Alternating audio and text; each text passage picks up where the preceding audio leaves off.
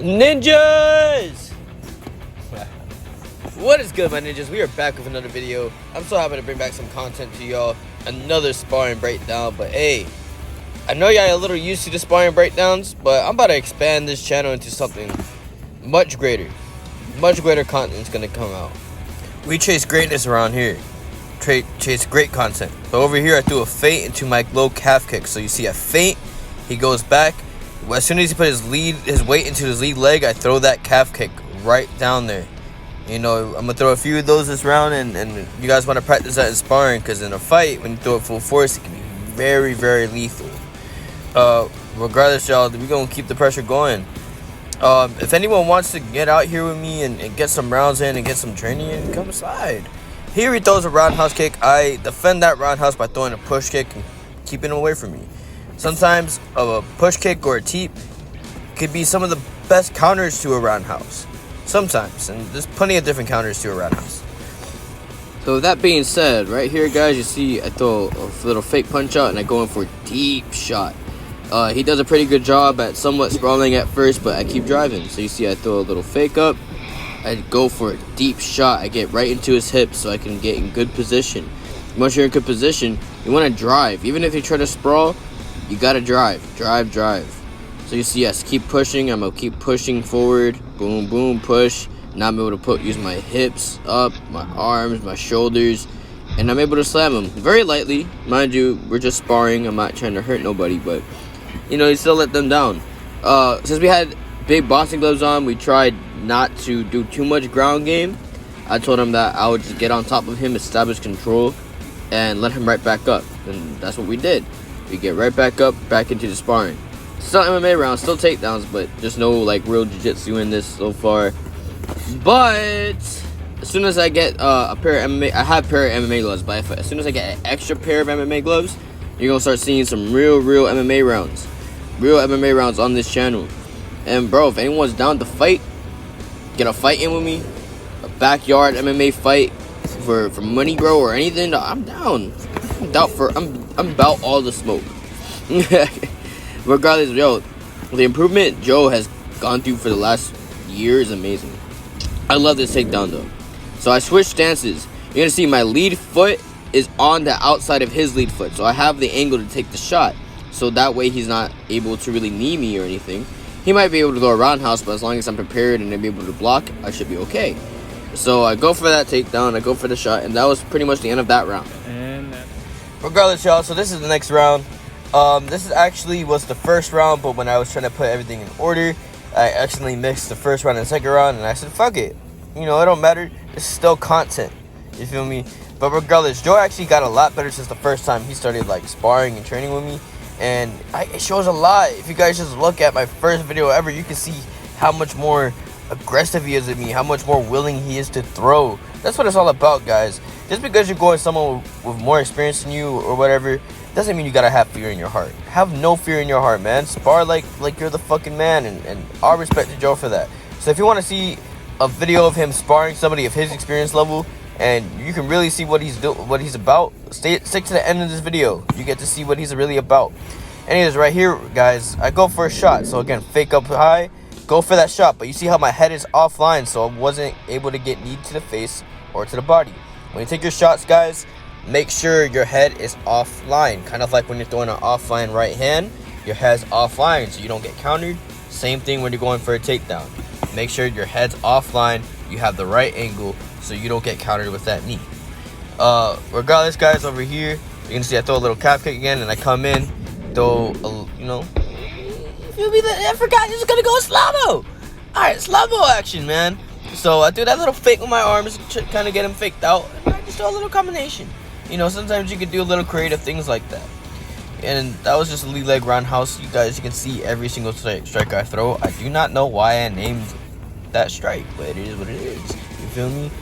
But in the most realist of shits, though, like in the most realist of shits, I mentioned this earlier in the video, I am looking for people for MMA rounds, man. Deadass, shoot me a DM. Right here, I shot the roundhouse over, hit him in the back of the ear, kept it light, wasn't gonna hit him too hard with that roundhouse because I'm not a fucking dickhead. Right there, I did a kind of a slow shot, but I still got in there. I still was able to have the right technique, the right enough form to where I was able to get to his legs very easily before he could sprawl. So remember, every time you go take those shots, man, practice good technique, practice fast technique, so you can get to your positions as quickly as possible. Anyways, y'all, so this is the third round, the third and final round. It was fucking nighttime at this point. So, sorry if you guys are having trouble seeing this. I know it's still clear video. You can still see some light, but sorry to anyone who may have not as good eyesight like I do. It's a little hard for you to see. Right here, I threw a roundhouse just to set this up. So now he's coming in. I fake the kick, throw a roundhouse, purposely miss just so I can land my side kick in there. In real life, you want to like kind of extend it out more, use your hips more in that side kick so you can really create damage. Here, I just tapped him with it. But yeah, that's a sick combo. I tried bringing out the Taekwondo, but I never practiced Taekwondo, but I watch videos. Am I a black belt yet? I wish. Nah, but I'm playing. Regardless, y'all, like, you guys gotta see the combos coming in. Right hand, boom, boom, uppercut, right hand again. I'm excited because I'm landing this on Joe. I mean, no offense to Joe, but like, why am I all excited? Because I'm landing this on him, man. He's more experienced. I shouldn't be acting all hyped over that. But Joe's my dog. On the reels of shits, he did improve a lot since the first time me and him started training together. I tried pulling out my Israel Adesanya right there.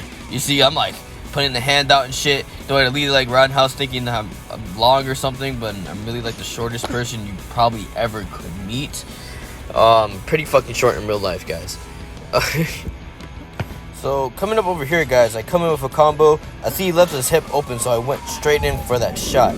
See, I come in, blitz him, 1, 2. I see he turns his hip, he turns his head away, so I'm able to take a shot right in. Deep shot. By this point, most times, guys, when you get to their hips like that, they're not going to sprawl. They're not going to be able to. They can try. And some people have the talent, and they're skilled enough to sprawl that. But for most cases, once you get to that point, once you get to their hips like that, you know, it's hard to sprawl because you're already right there. It's kind of like once you have a rear naked choke in, it's hard for somebody to escape that, right? But regardless, y'all, this is exactly what I was talking about. This is Joe doing a round with somebody around the same experience level as him. And that's my dog Braden. They actually got some good rounds. But regardless, here, Braden throws a feint up and he throws a jab to the body, head offline. Love seeing that, guys. Here he did a slip uppercut. He missed the uppercut, but just the fact that Braden was able to do a slip uppercut amazes me. Because Braden and Joe, back in the day when they, like, about last year when they first started training with me, they couldn't even throw a punch, guys. They couldn't even throw a fucking punch. Probably the softest people I've ever met, and now they stand and bang. They don't care. They will legit stand and bang with you, with anyone. And I have that respect. Look at Joe coming forward. Joe's coming forward with the pressure, and you get to see what he's really about. You know, he's able to throw his strikes now. Anyway, so Joe, you know, he's a little bit hesitant. If there's something I would say about both these guys is that they're a little too hesitant sometimes. They need to get more used to just biting down their mouth guard and slipping and punching, coming in. Joe landed a nice overhand there. And he attempted a body shot, you know. Joe did a couple body shots. All right, Joe, I see you, man. Look at that right hand, too. You know, you see what Joe's about. You see he's landing his right hands. He's landing his shots. And he has no fear. He's coming forward at all times. But as y'all can see, Joe's landing that overhand right. This is that last nice little combo he lands. But anyways, y'all, like, comment, subscribe. Ninja is out. USA!